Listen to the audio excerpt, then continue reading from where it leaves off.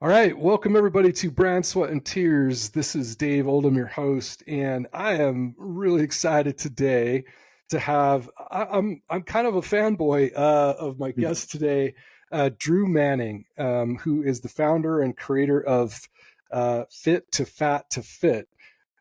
He's written a book. He's been on several TV programs, and he's created this whole kind of fitness and nutrition workout program. Actually, there's multiple programs, but I'm a big fan because Drew and I met many years ago at a networking event, and when Drew and I first met, I was about 60 or 65 pounds heavier than I currently am.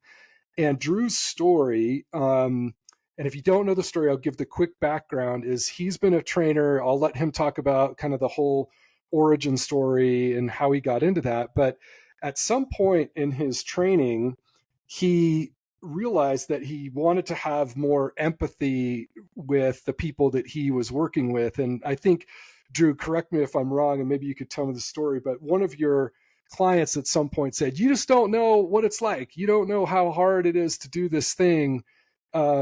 And so you're like, wow, maybe he's right. Maybe I need to get more empathy. So Drew starts on this process um, of eating just crap, like tons of crap. And you were kind of public, like on social media, you'd have people like suggest like all the crap that you should eat, right? And I remember Yep. watching some of Mhm. those videos. So you proceeded to put on, was it, how many pounds did you gain in 75 that first one? pounds, 75 pounds in 6 months. Okay, 75 pounds in 6 months. So he went from what he looks like to what I look like. Uh, It used and to then look you like what turned you used to look around. like. Yeah, what I used to look like. And then you turned around and lost it all. Did you lose it in 3 months or was it 6 months coming back? 6 months as well. Okay, so 6 months gain, 6 months coming back, which is amazing, and that whole process it inspired me to say, okay, that's pretty cool. So I joined Drew's program. I followed the Fit2Fat2Fit and his nutrition program and his workout program, and I lost about 65 pounds. It took me about a year to do that, and I still want to lose a little bit more. I've been hovering at this Mm. stage. My wife keeps encouraging me to. I've got to lose like 35 to 40 pounds more from where I'm at. But Drew's just been a big inspiration to me, and I love what he's done. I've also really appreciated and liked how much Drew has talked about the mental and emotional side of personal development and how that goes hand in hand with physical development. And Drew has some really interesting aspects to his story, and has been really vulnerable, I think, in a public setting with some of the challenges that he's personally faced in that area. So I'm excited to talk about that kind of stuff too. So, Drew, excited to have you today. This is really awesome. Tell us how you got started into like professional training and this whole Yeah. fitness thing. Yeah. First of all, thanks for having me on, Dave. It's a pleasure to be here, man. And it's good to reconnect with you. So how did I get started? So I grew up in a family of 11 brothers and sisters, and I was number seven. And we all grew up playing sports. So I grew up playing American football and wrestling from a very young age.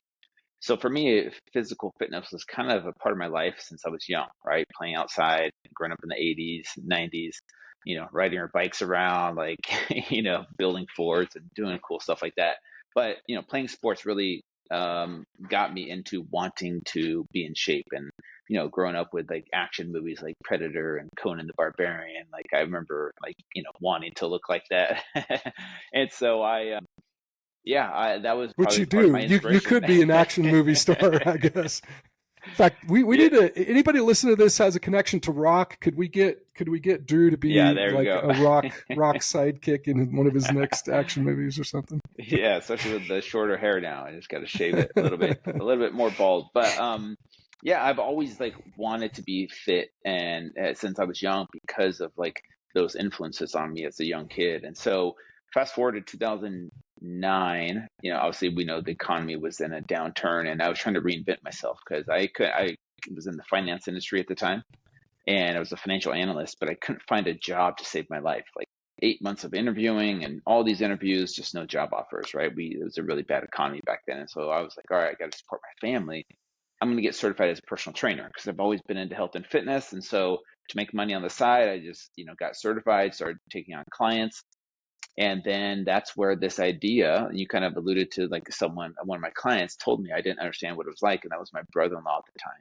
I was training my brother-in-law, and, he would tell me, Drew, you don't understand how hard it is for me, or people like me. Because I would get frustrated at him. Like we would go to family gatherings and he would be eating the cake and the ice cream and like the pizza. And I'm like, dude, what are you doing? I thought we were on this weight loss journey together. And he's like, sorry, dude, but I just want food when I'm here. And so anyways, I didn't understand why it was so hard for him. I'm like, why don't you just do the things I tell you to do? Like, don't eat the junk food, go to the gym. Like, why is it so hard for you?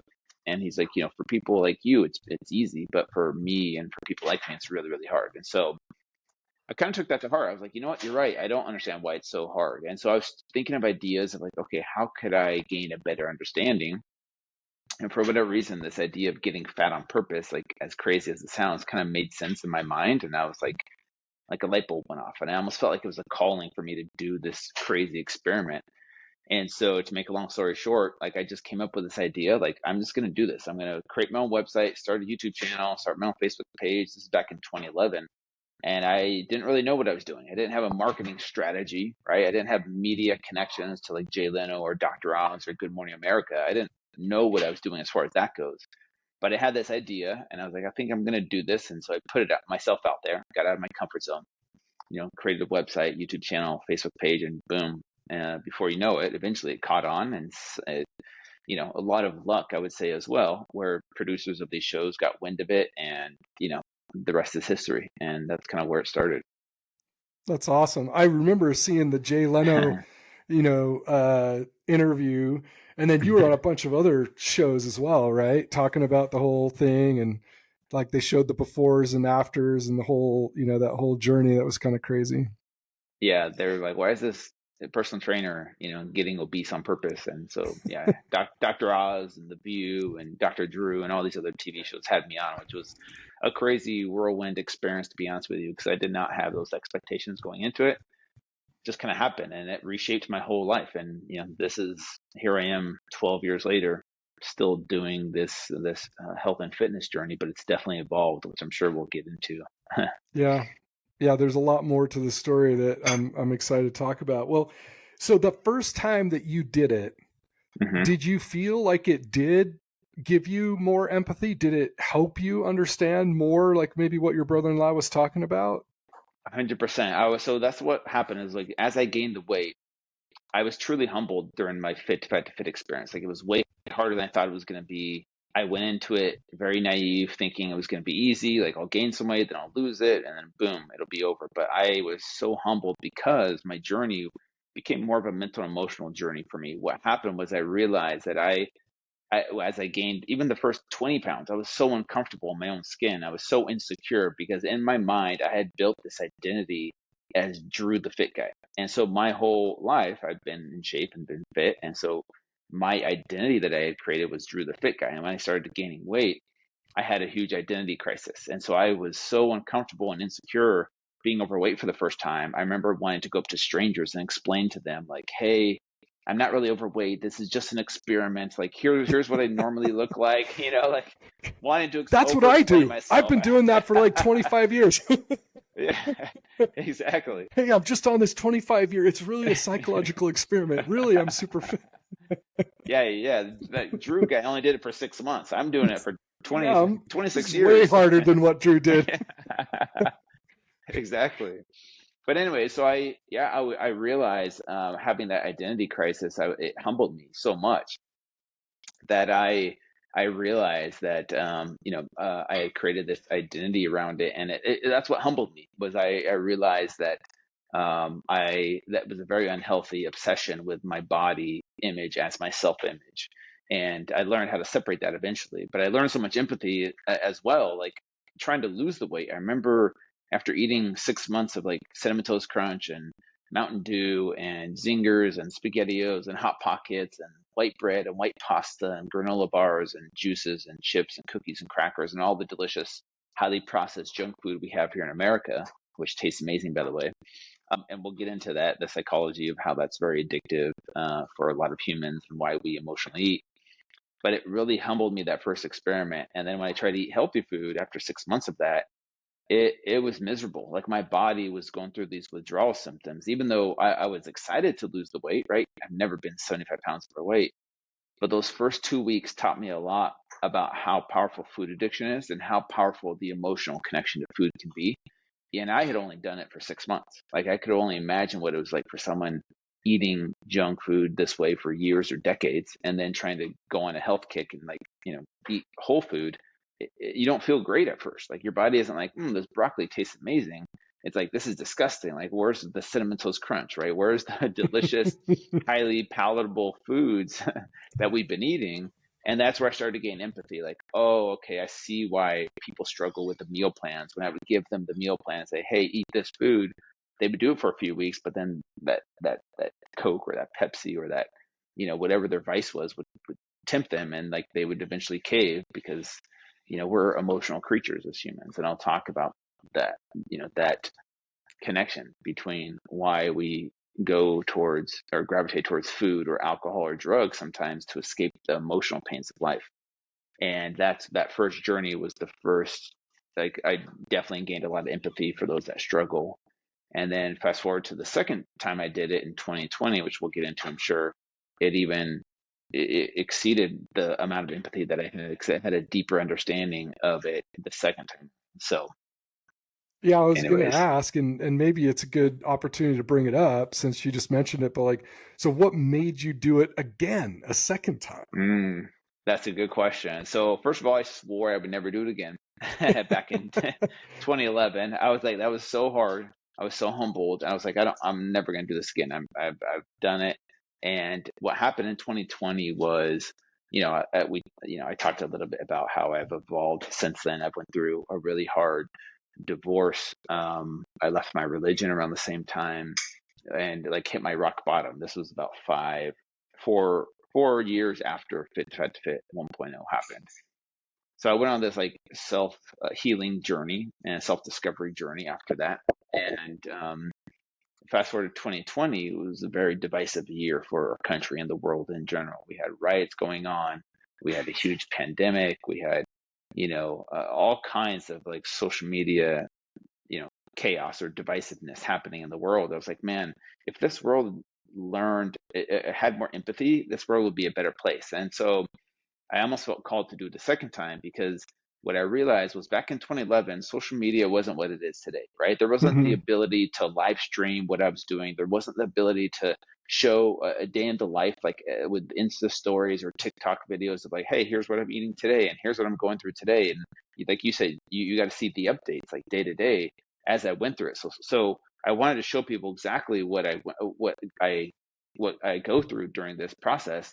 And then also on top of that, I felt like uh, I had an opportunity to, with a bigger platform now, to really show people the power of empathy and how this type of transformation, even though I'm doing it on purpose, can educate people along the way of like, okay, here's what you probably shouldn't eat, as I'm eating it, right?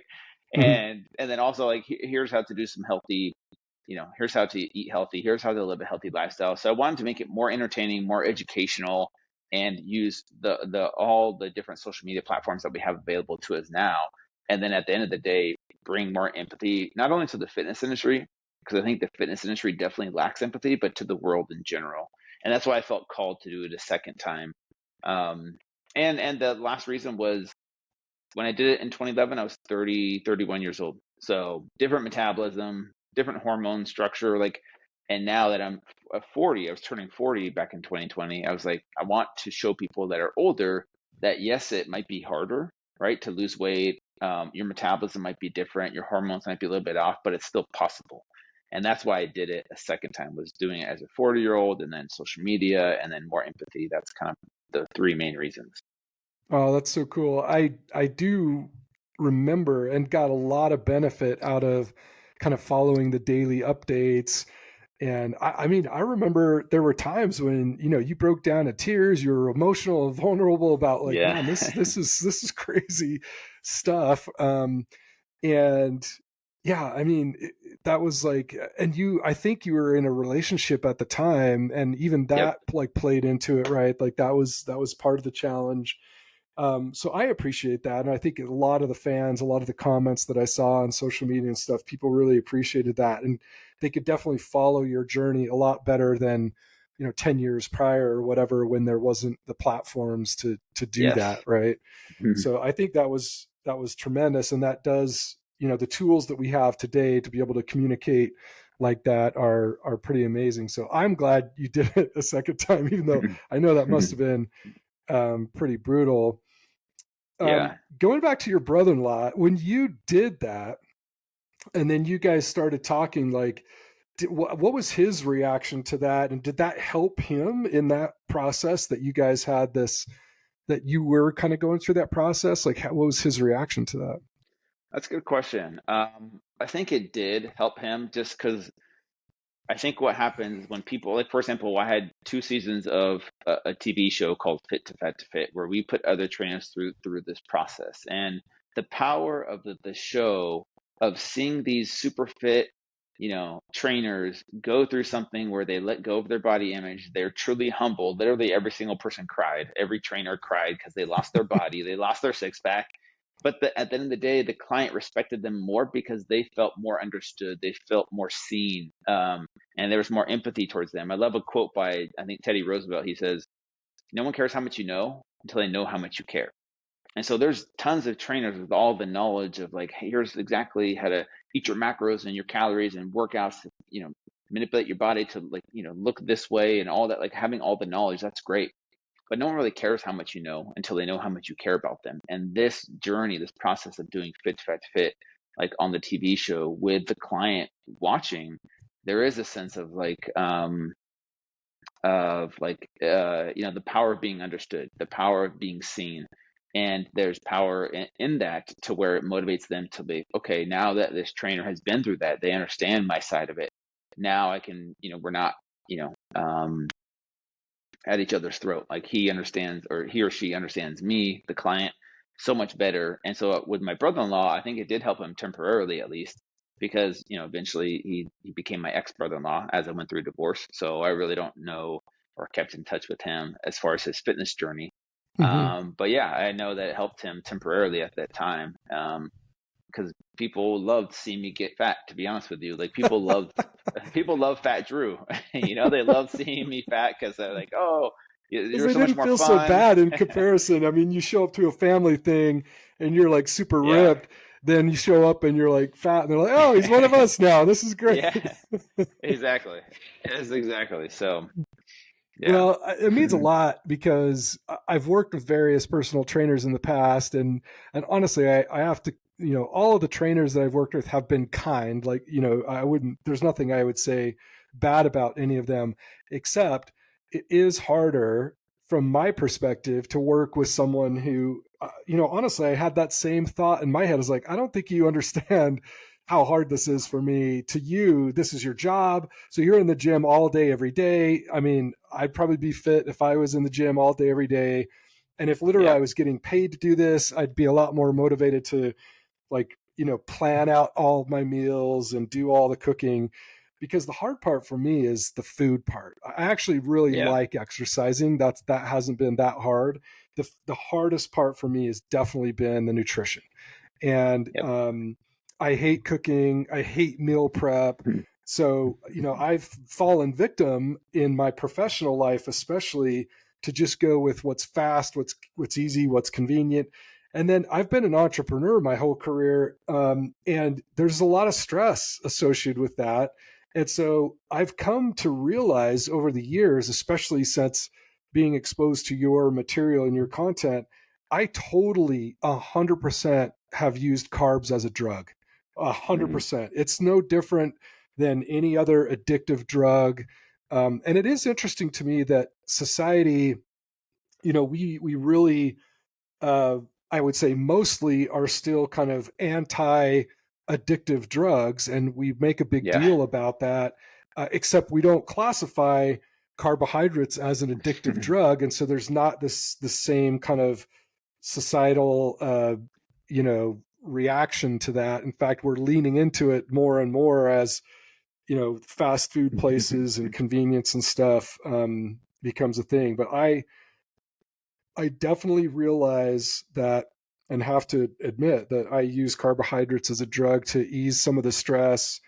It makes me feel happy, makes me feel comfortable. And so to that point, and you kind of mentioned this, I'm so curious about the changes that you said, because I've had really healthy friends say, oh, at some point, if you'll just stick it out long enough, at some point you'll actually like the taste of vegetables, you'll like healthy stuff, and you'll kind of give up some of these things.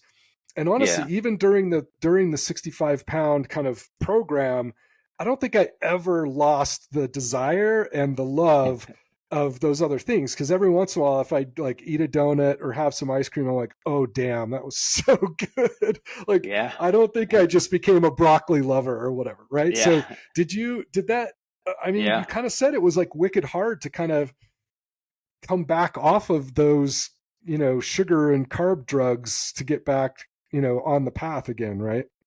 Yeah, and I can totally empathize with where you're coming from now that I've had these two fit experiences. And one example of that, I'll kind of talk a little bit about it, is during my second fit journey. In at the time I was in a relationship with a girlfriend. We were together for a while, and we ended up going through a really hard breakup in the middle of the fit to fat, part. And that was devastating for me and for both of us. Here I was in the public eye doing this journey, and then having to go through a public breakthrough was just overwhelming stress. Like it was just bad timing, right?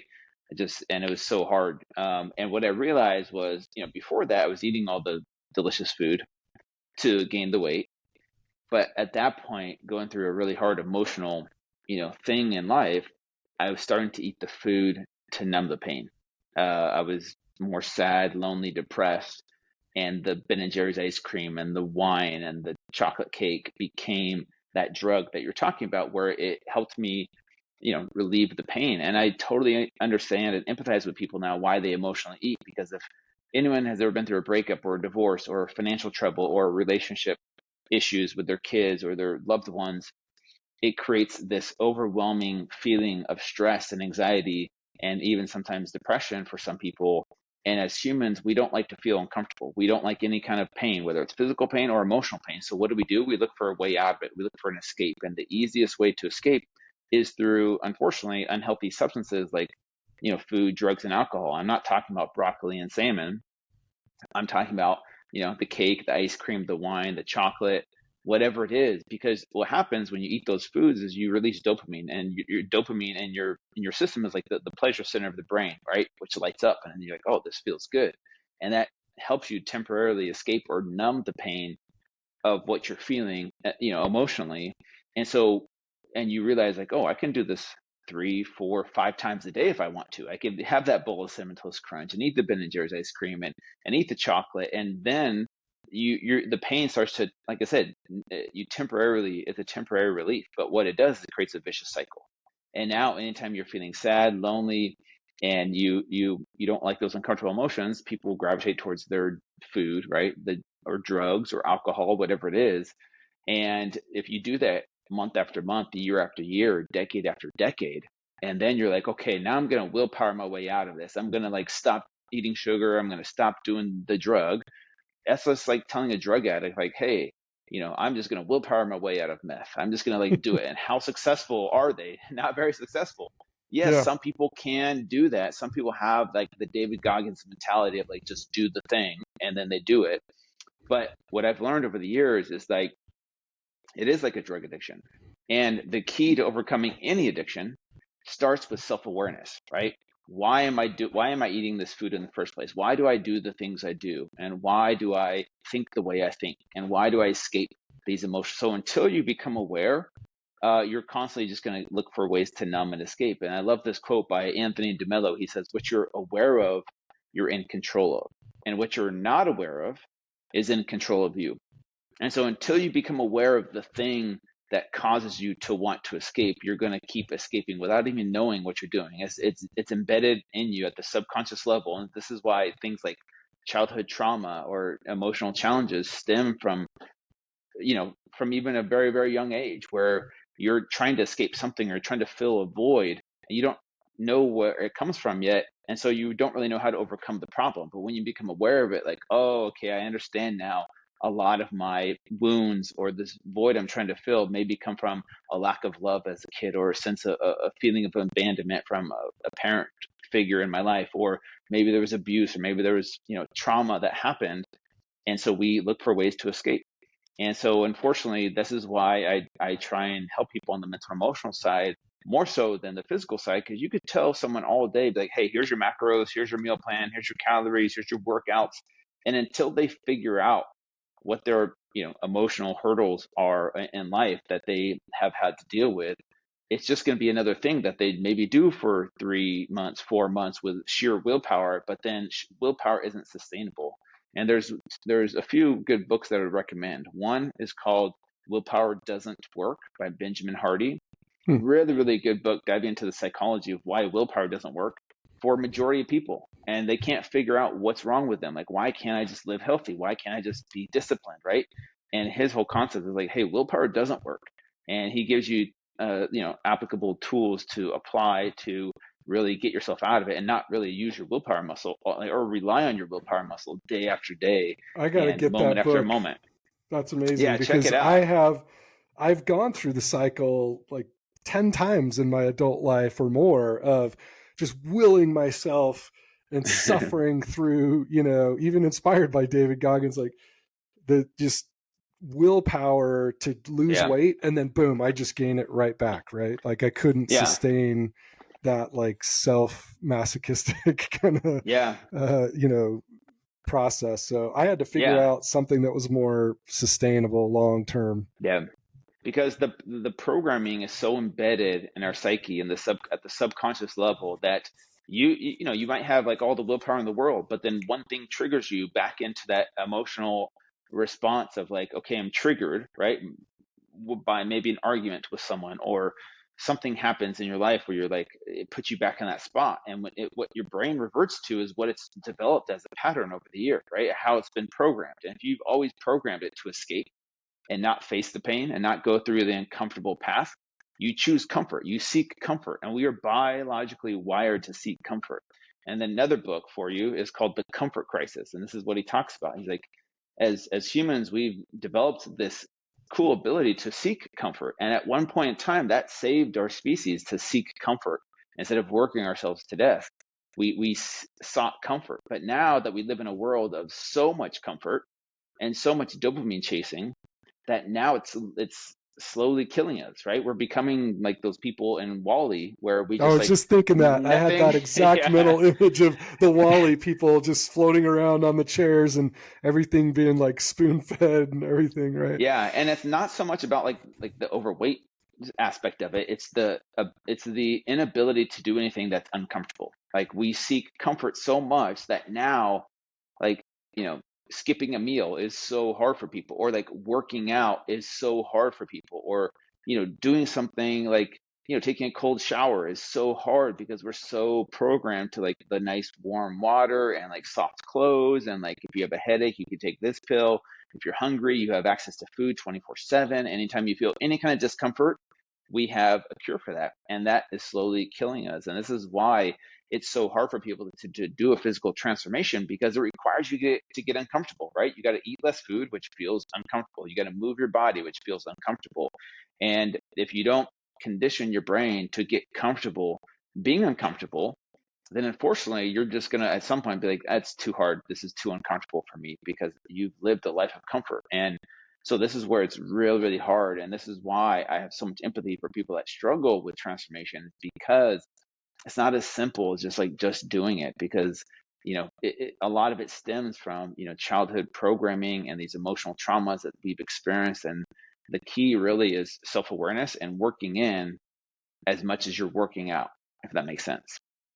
Working on the inside as much as you're working on Yes. the outside. Yeah, I love that that's always kind of been part of your focus too, is that, the internal working and not just the outward appearance stuff. I wonder, like, so do you make it a part of your daily or weekly regimen to intentionally make yourself uncomfortable? Like, do you plan that? How Yeah. do you do that? How do you incorporate that so you don't just get into the ruts of comfort? I mean, because you're fit enough now that like a normal workout routine, normal stuff doesn't push you now outside Yeah. of your comfort zone, right? Yeah. So you can maintain, but like, how do you introduce discomfort into your daily or weekly routine? Yeah, honestly, it has to do with things that have nothing to do with weight loss, right? So just for example, like waking up early is very, very uncomfortable. That's like one way you could do it. Or that's one way you could get started is by setting up daily routines that force you to get out of your comfort zone. But instead of going from like 0 to 100 and be like, all right, I'm going to wake up at 4 a.m., like Drew said, I'm going to go run 5 miles. How sustainable is that going to be for most people, right? Yeah. So meet yourself where you're at with your level of discomfort. Like, okay, what is doable for me? Can I wake up 30 minutes earlier? Is that doable? Or maybe not. Maybe for some, yes. Make your bed first thing in the morning. Maybe that's uncomfortable for people because they're like, well, why should I do that? I'm just going to sleep in it again, and who cares, right? It's about doing small things and getting comfortable with those discomforts. So other things that I have my clients do is, like I said, I mentioned a cold shower. Like start out with warm water, but then the last 30 seconds, maybe turn it on cold and try and sit there in that cold for 30 seconds. I promise you, you're not thinking about your bills. You're not thinking about the stresses of life. You're in that present moment, in that discomfort, sitting with this cold water on you, which sucks, right? Especially, in the wintertime if you live somewhere cold. Other ways you can do that, meditation is very uncomfortable for people. Journaling is very uncomfortable for people. A gratitude list might be hard for some people. Positive affirmations, therapy might be hard for some people. Getting out and just moving your body. It doesn't have to be a workout. It could just be a walk, right? First thing in the morning. I have a sit still challenge that I think is very effective. If you don't like to meditate, it's literally just set a timer and see how long you could sit still without moving any muscle, without reacting, without readjusting or scratching an itch or moving any part of your body, other than just close your eyes, breathe normal, and don't move any muscle, and see how long you can go for. And I have some of my clients where we start out, we try and get to 5 minutes, right? Which is very hard for some people because they realize Mm-hmm. like, oh, this is way harder than I thought. And Because eventually we five get them to minutes 30. doesn't sound that long until you try and do that, No. and you're like, oh my Yeah. gosh, it feels Yeah. like an And hour. yeah, exactly. And then you try and get that to 30 minutes. And that right there just is so hard for people, right? It's so uncomfortable. And so that's where I start, right? With most people. It's like, hey, let's pick a few of these things. What do you think you can really stick to? And then from there, we build on it. Like, okay, now that we can do these things, you're training your brain to say, hey, we're in this uncomfortable situation, whether it's a cold shower or whether it's like a workout. Now, when it comes to maybe eating the broccoli instead of pizza, you're like, okay, this sucks. It's not as comforting as the pizza, but we got this. Now that my brain is okay with these other discomforts, let's try and up the notch a little bit and like, increase the amount of discomfort that we have. And then from there, you eventually get to the point where, yeah, maybe you do become David Goggins, right? Or maybe you do like get out of your comfort zone more and more and more, and you realize, oh, I can do these hard things. And that self belief starts to develop. And that's where transformation can really happen because you start to choose what I call conscious discomfort. You're consciously choosing every single day, I'm going to put myself in an uncomfortable situation because I know that I'm worth it. The results that short-term discomfort is going to bring to me with long-term results, I'm worth those long-term results for the short-term discomfort. And that's what I call conscious discomfort. And it's amazing what can happen if people do that, not just with physical fitness, but financial fitness, mental health, like all kinds of things. So All geared towards helping people live a better, richer, more fulfilling, happier life, right? yes. Yep. Because people would say, like, Amen. why would I do that? Why? I mean, you crazy people like the Drew Mannings and the James Lawrences, Iron Cowboy, and David Goggins, and all these guys, like, you crazy people who are wired like you got a screw loose, can go Yeah. out there and just beat yourselves up, and you guys enjoy that. And maybe you turn that into a brand and a career. But for us normal people, like, that's psycho. Why would I do that? Yeah. But Yeah. it sounds like the whole point that you're saying is um, that choosing that and developing this ability to um, get better at doing uncomfortable things and pushing yourself outside of your comfort zone enables you to be more successful in all areas of your life and just generally happier. And I mean, I can vouch for that in that when I got to be my heaviest, just even normal little day-to-day things were sucked. They were painful. I love to ski. And when I got to be as heavy as I was, I couldn't put on my ski boots without a Mm. full exhale and bending down to put on my ski boots. And then by the time I put my ski boots on and they were all locked up, I was like beads of sweat. And like that was a hard thing for me to do, just put on my freaking ski boots, let alone I couldn't even ski all day like I used to. I'd Yeah. last like 3 or 4 hours and I'd be totally just wiped out. And that was kind of even from a selfish perspective. And then I think the thing that kind of tipped the scales for me is I was playing with my daughter, who was like 2 years old at the time, and just fireball, bundle of energy. And I started doing the math and realized that by the time she got to be a teenager and was like getting married and maybe even having kids of her own, I would be dead or in a wheelchair at this current, at my Mm. current pace, right? And it Yeah. just dawned on me that I needed to change in order to be more present and available in her life and in the future, to be there for my wife, to be there for both of my kids. I've got two kids, and it was just this thing, and that dawned on me and started making me like, okay, this isn't just about looking good. When I go to the pool, it's not just about the confidence to like take my shirt off, um, you know, on the beach or Yeah. whatever. It's really being able to extend my life, my physical abilities in my life, and to be able to participate in the things that I love with the people that I love. And Yeah. that kind of tipped the scales for me.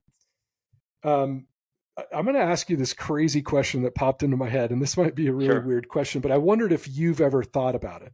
Why do you think it is that good foods taste bad, and bad foods taste so good? Like, wouldn't it be awesome if ice cream and donuts had the physical effects that quinoa and butter and broccoli and halibut and stuff like that had? Like, why isn't life Yeah. like that?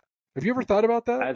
I have, and that's a quite big question to come up to whatever your belief in a creator is, right? Like, whoever created this life this way is like, why did you create it? Why can't ice cream give me the results that like chicken and broccoli would, right?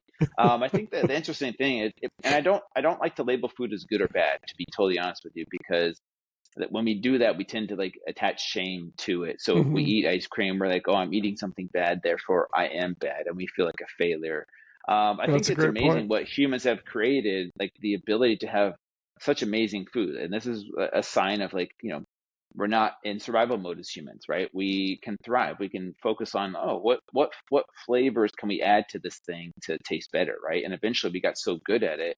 Now we have like, like 5-star cuisine, like at the frozen section at every grocery store, like, pretty much like you can find like really high quality food nowadays that tastes Yeah. amazing.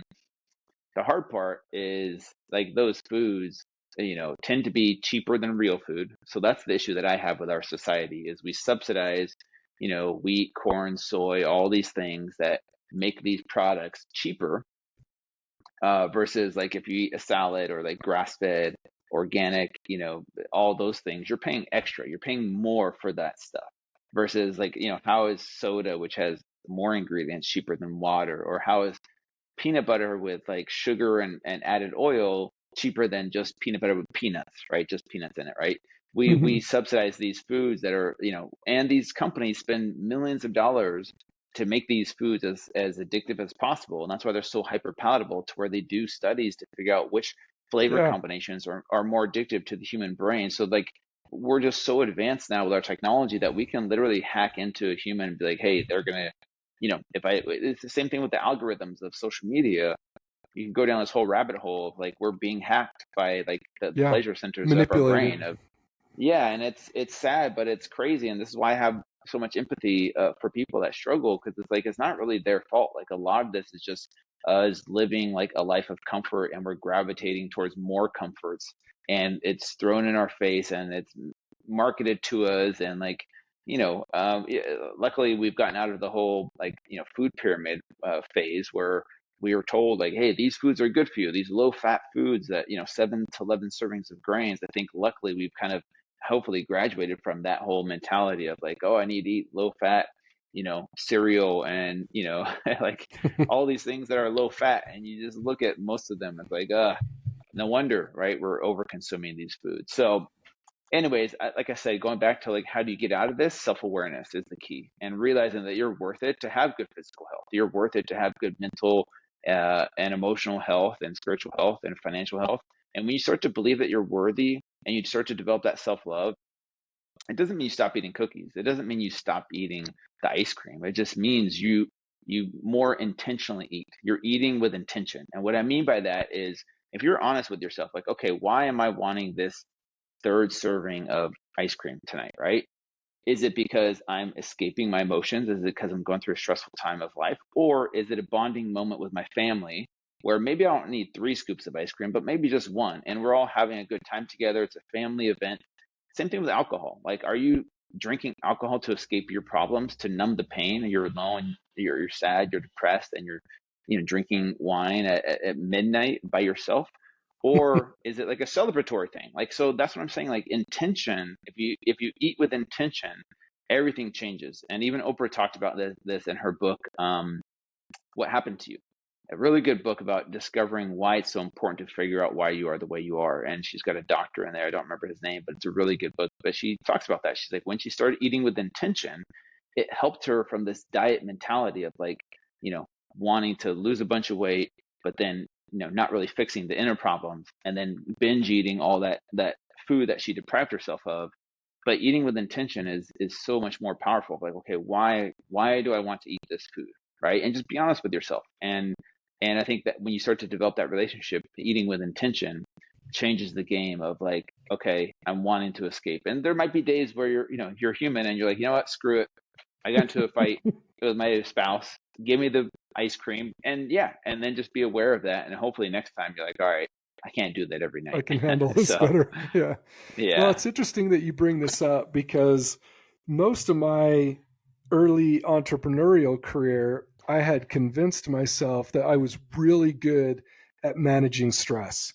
I even convinced myself, like, I don't even feel stress. Like, nothing stresses me out. I can handle anything. I can be Mm, in the most intense situations. I can do all this stuff, but I was eating all of this really bad stuff. And it didn't even dawn on yep. me that the food was like a coping mechanism. I had literally convinced myself that I was just super good at Mm. managing stress and didn't Yeah. realize that yeah, I was turning to carbs and sugars and things as a drug to kind of numb Yeah. and manage all these stressful things rather than being aware of like, hey, this is a really stressful situation, and then like you said, intentionally and thoughtfully considering how I would deal with that stress and manage that stress. And there probably was better alternative coping mechanisms than just diving into the donuts and the pastas and the breads and stuff like that.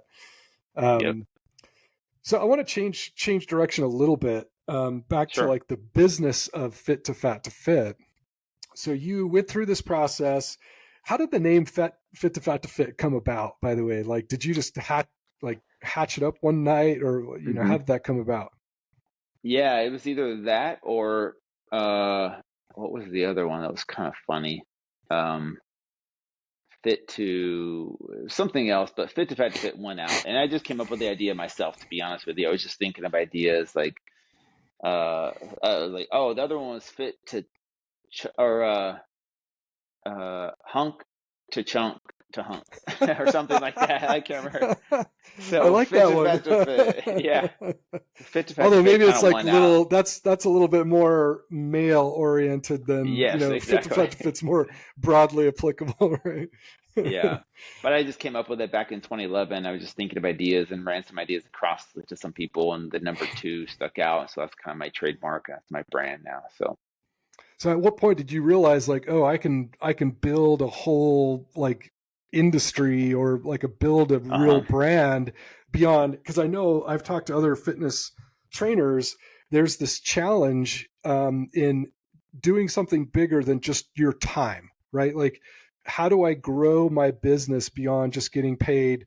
Even if it's a really nice hourly rate, you're still limited. You're capped at the hours in your day and you don't want to work 80 hours a week. So how did you start thinking about building and growing a brand and leveraging that experience that you had into something that would be like much more scalable?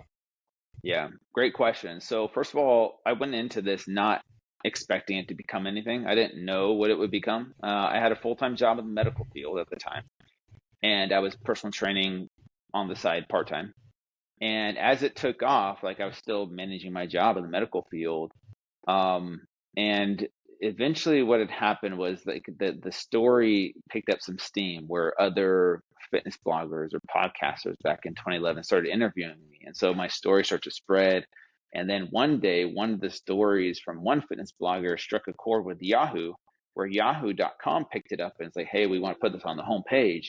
And that's where everything blew up. Everything changed. I remember I was in a surgery and stepping out of surgery, my phone blew up with like text messages and calls from like producers and old friends from high school, like, oh my gosh, I saw you on Yahoo. Like, what's going on? And like my parents were calling me, and my mom was like, the producers of Dr. Oz called. They were trying to get a hold of you. And man, it Wow. was crazy. My website shut down. And then I was like, oh, this is getting real, right? All these TV shows wanted to do these interviews and fly me out. And I was like, oh, okay, how am I going to do this? And so that's where it really like became a thing. And then I got a book deal, or a little bit shortly after that, where a publishing company wanted to do a book with me. And then that advance gave me enough of like, okay, I'm going to make the leap into entrepreneurship and see where this ride goes. And so I left my job in the medical field, and then started doing Fit2Fat2Fit full time. What year was And that? man, it's 2011, Okay. and yeah, maybe 2012 is when I made I officially quit my job. So January of 2012, so the beginning of the year, and started doing this myself. And it's been a wild ride, lots of ups and downs, and there still is a lot of ups and downs. I'm still learning, I'm still growing. The business is constantly changing, like in this world of social media and being an entrepreneur, and it's an interesting space to be in. So that leads me into this question. What have been the hardest aspects of growing your business and turning this into a brand? What have been your biggest challenges? Oh man, there's been so many. One was learning how to monetize this. I was like, how do I make a living out of this? Like, I don't know what I'm doing, right? I just kind of like created a website, like I said, by myself. Like I think I used squarespace.com. And then, then it evolved into a company, a friend of mine saying, hey, we'll build you a website and we'll put ads on there and we'll split the revenue. I'm like, okay, that's the next step. And like we made good money from the ads that were coming in. And then from there, the book deal, and then, the TV show happened. This is all years, right? Of like Hmm.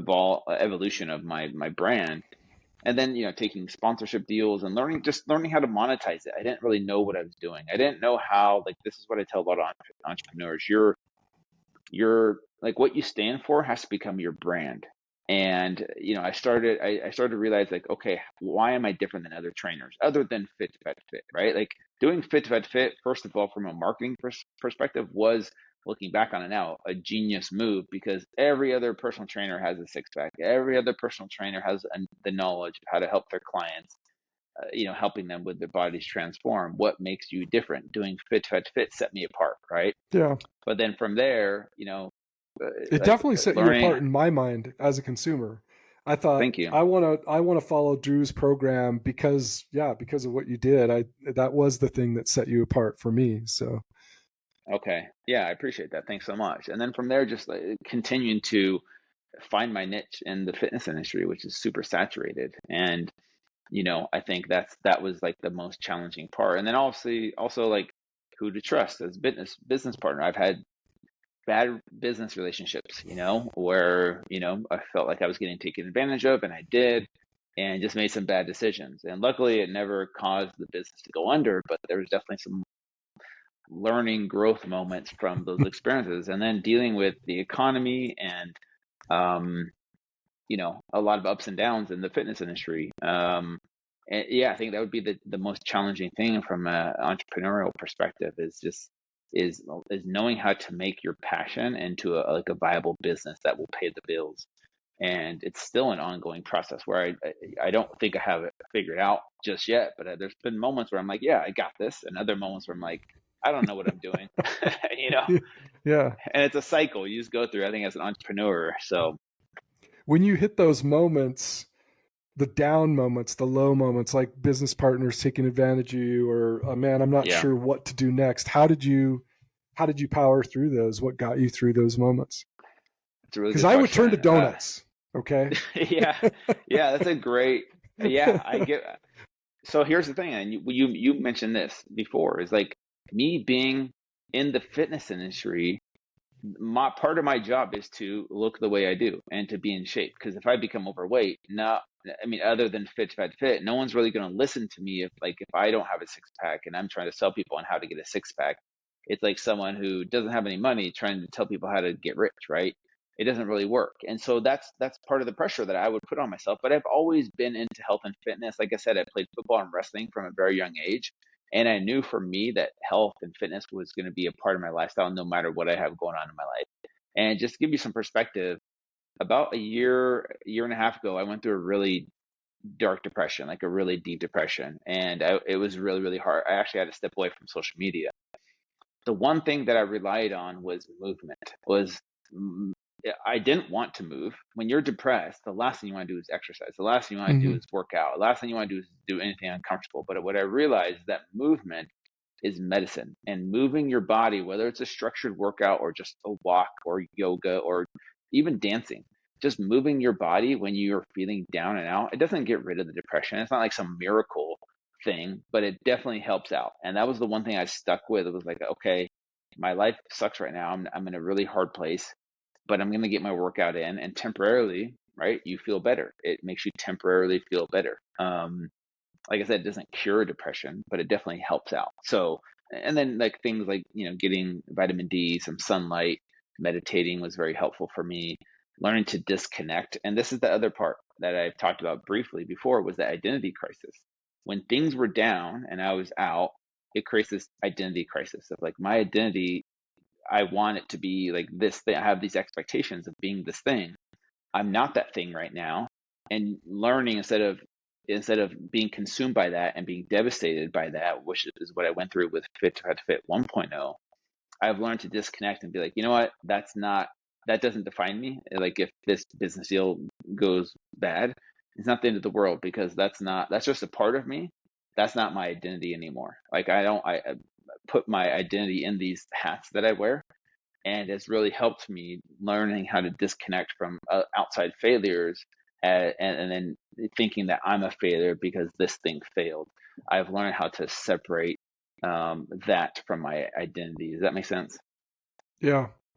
So And I mean, I think that's a hard thing to do very for hard. anybody, right? Like separating who you are as a person from like what you do or even how you look or some of these other things. And it is definitely a part of our society that I think, I mean, speaking for myself, but I think it's also kind of a broad, but somewhat accurate generalization that we judge each other by appearances, right from the get go.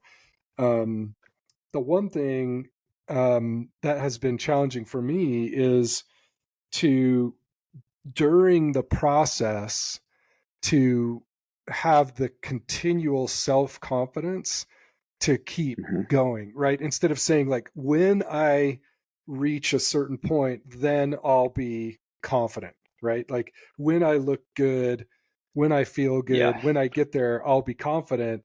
But if you're not Yes. confident every day, all along the way, it's almost impossible to get up and do the things that you need to do to achieve those outcomes.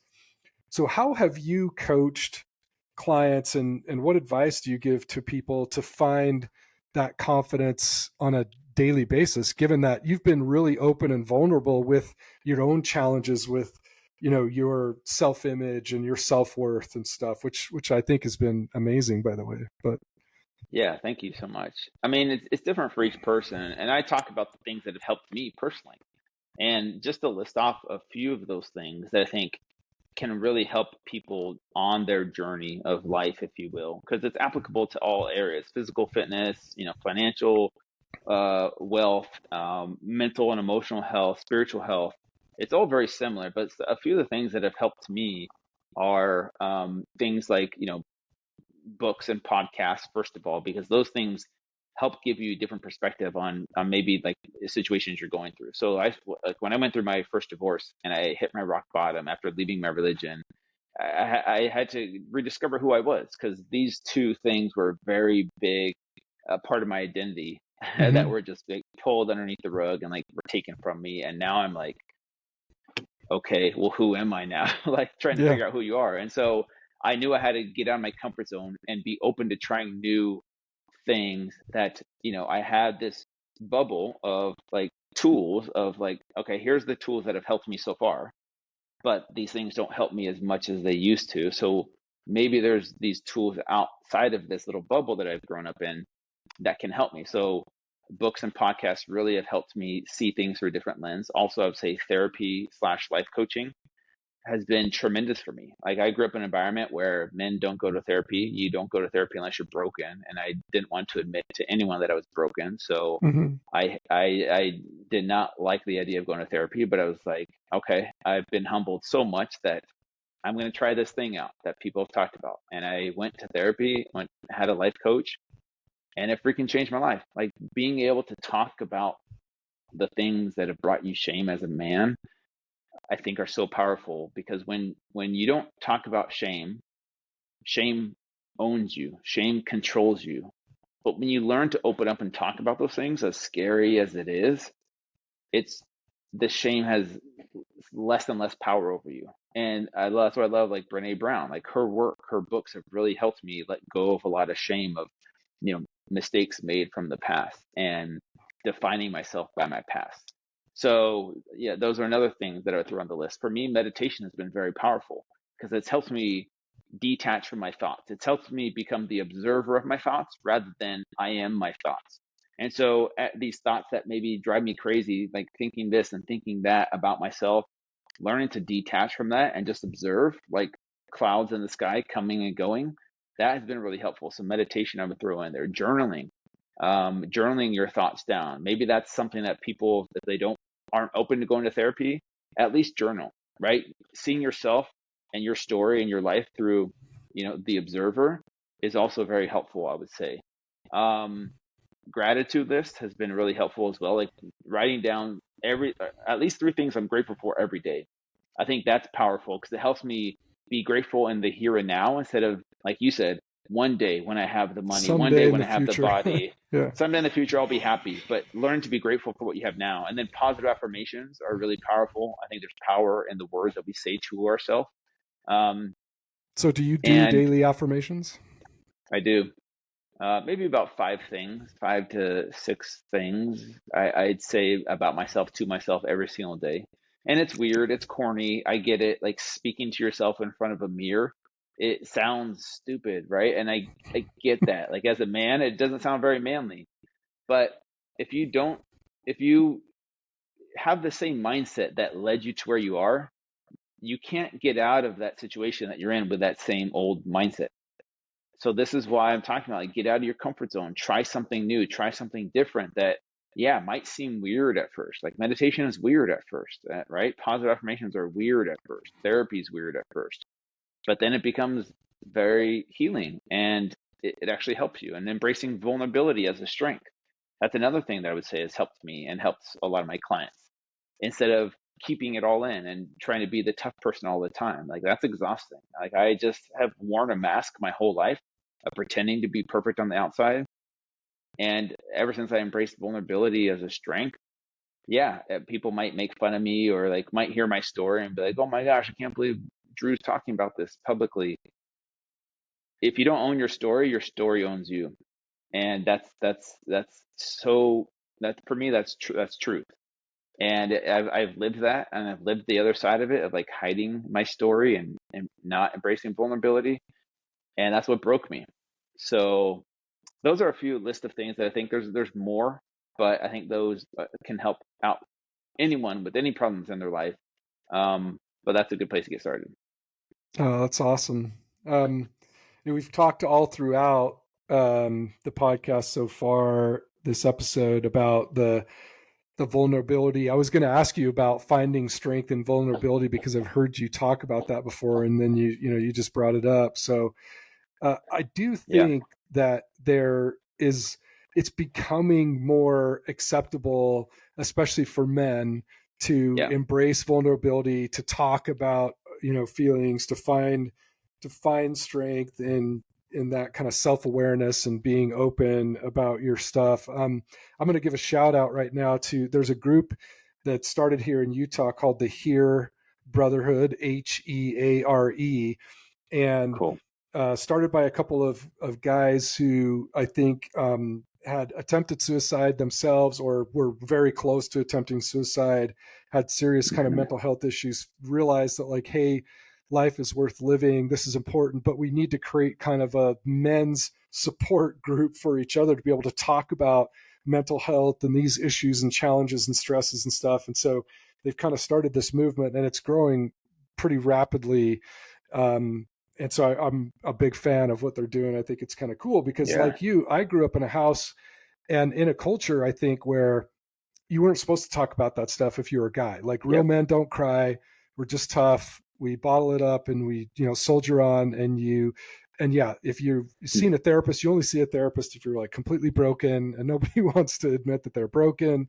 Just all those yeah, same things like really resonated with me what you're talking about. And now I think we're getting better in that regard as a society that like it's more acceptable at least to be able to talk about it. It's more acceptable and commonplace to have a therapist and to find ways to kind of be stronger. And for me, it's only been in the last couple of years, like I said, that I've realized my relationship with food is way more as a drug than as yeah, fuel. yeah, um, and yeah, there's definitely this aspect of like enjoying social occasions with friends and family, but I've definitely obviously putting on that much weight over the years was erring on the side of like it's a drug, and I'm overeating, eating way too big of portions and eating the types of things that I shouldn't eat, that are going way beyond just sustenance and feeding my body. It's yeah, definitely a drug of numbing the stress and the stuff that we deal with. So that awareness, I think, is really helpful. yeah. Well, It, I want to be respectful of your time. This has been amazing, but I want to kind of end with maybe. So where do you go from here? Where does your brand go? Where do you go personally? What do the next 5 years look like for Fit to Fat to Fit and for Drew Manning? I actually want yeah, to. I forgot to mention, and I forgot to ask you at some point in there. You actually created your own products. You yeah, have supplements. You have stuff that you've developed, and I think I've heard you talk in the past about the combination of yeah, it's a business, but it's also because you're trying to find ways to help people achieve their goals and make that kind of stuff accessible and affordable and everything. If you want to talk about that, sure. that's great. And part of that brand development and what does the future of Fit to Fat to Fit look like? Yeah, I'll tie all that in there. So you mentioned, all the products and services that I provide for people have evolved over the years. So yes, I do have like physical, tangible products. Like I have two books that people can purchase. One is Fit to Fat to Fit, which is the first one, which is about my first experiment and how that totally changed, my perspective on health and physical transformation. And my second book is Complete Keto, which is more of a keto guide to better health with a lot of the tools from the Fit2Fat2Fit journey. So there's those And two books. debunks a Then I lot have, of the keto myths. I really liked that. yes, yeah, it does. It's a deep dive into if you want to learn how to do keto, which I think is one tool in your tool belt that you can learn about. It's not like the holy grail or the end all be all. I think it's one tool that can lead to weight loss, but also better health. And it's amazing to feel what it's like to be in ketosis. I'll just say that. But that's a whole another conversation, maybe for another day. Then the physical, supplements. Like, I have a brand called Complete Wellness. People can go check that out, completewellness.com. But and then there's other services. I do provide limited one-on-one training if people do want to work with me. It's more of like, even though I do help people with meal plans and workouts and physical transformation, it's almost like more of a life coach approach where we do a deep dive into the mental and emotional challenges that my clients go through. Because until, like I said, until they become aware of that, I could give them the best meal plan, the best workout to follow, but until they figure that stuff out, most likely they're not going to be able to sustain, that physical transformation guide that I give them. So we do a deep dive into that kind of stuff, but I have limited, availability for that. But then there's digital programs. I have an app that people could subscribe to that gives them the daily meal plans and recipes and grocery lists and workouts and modifications to the workouts, and create a community of people doing the journey together. And there's like meal plans for men and women. Like there's different options for people. And then yeah, and so where's my brand going, or where do I see it going? So all this stuff that we've talked about on your podcast, Dave, which by the way, thank you, is something that I have started to call conscious fitness. And it's just a different approach to health and fitness, because a lot of us go into health and fitness thinking it's about the macros and the calories and the workouts. And yeah, that's a small piece of the puzzle. But all the deep dive into, like I said, the mental emotional stuff is something that I call conscious fitness, which is, learning how to develop the self-awareness, the self-love that we've talked about on this podcast, and how all of that ties into living a healthy lifestyle. Because I think until you figure out your mental and emotional challenges, the physical stuff, is so much harder to, stick to or stay consistent with. And that's what I want to help people with. Is it's more of a holistic approach to transformation. It's being able to do the inner work while giving you the tools of doing the work, the working out, right? That we know how to do. We know it's a part of the process, but all these tools, like I've mentioned, like making your bed or taking a cold shower or the sit still challenge, like we do a deep dive into these kind of tools, if you will, that help people Like the so that Atomic Habits. yes, it's a great book. Yeah, right? So a book club is part of this conscious fitness. Like Mhm. I have my followers read a book, we do meditations together, and yes, there's meal plans and workouts that are included. But like I said, it's more of a holistic approach, and that's why I like the idea of conscious fitness. And I think that's how we move forward in the fitness industry, of evolving, and instead of like doing the same thing over and over again, right, year after year. The fitness industry hasn't really evolved in the past 20, 30, 40 years. It's all the same stuff. But I think the conscious fitness approach is something I'm trying to like grow and expand with speaking engagements and possibly retreats and a possible book that I'm working on.